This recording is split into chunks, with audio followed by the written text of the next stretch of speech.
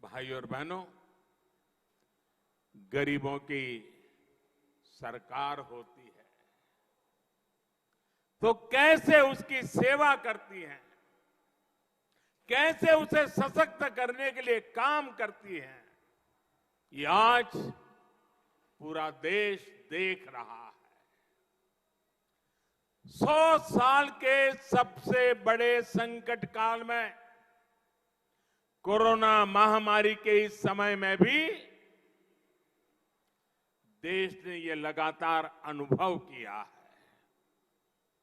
महामारी शुरू हुई तो गरीब के सामने खाने पीने की समस्या हुई तो हमने देश के अन्न के भंडार देशवासियों के लिए खोल दिए।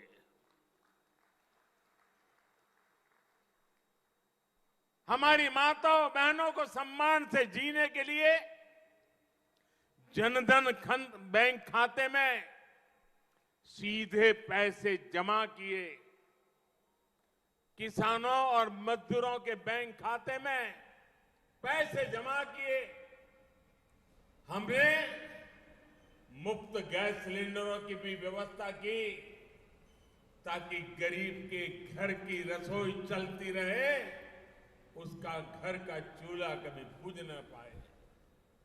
जब इलाज की चुनौती बढ़ी तो हमने टेस्टिंग से लेकर ट्रीटमेंट की सुविधाओं को गरीब के लिए सुलभ कर दिया।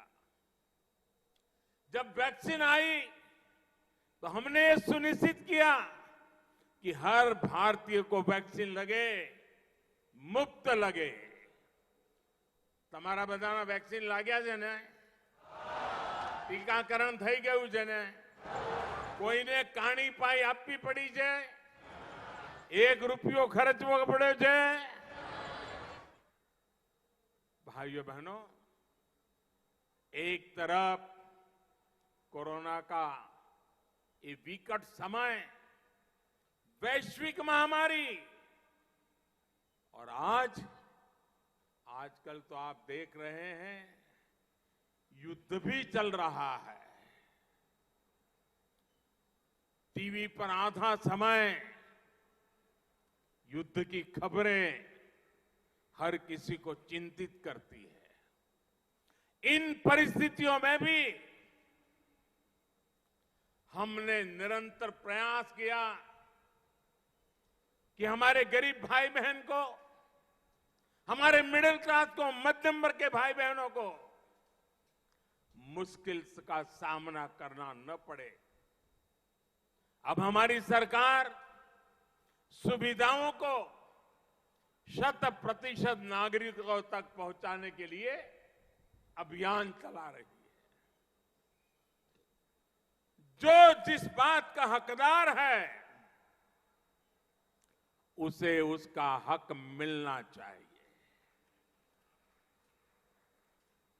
जब हर नागरिक तक सुविधाएं पहुंचने का लक्ष्य होता है तो भेदभाव भी खत्म होता है, भ्रष्टाचार की गुंजाइश भी नहीं रहती, न भाई भतीजावाद रहता है, न जात पात का भेद रहता है।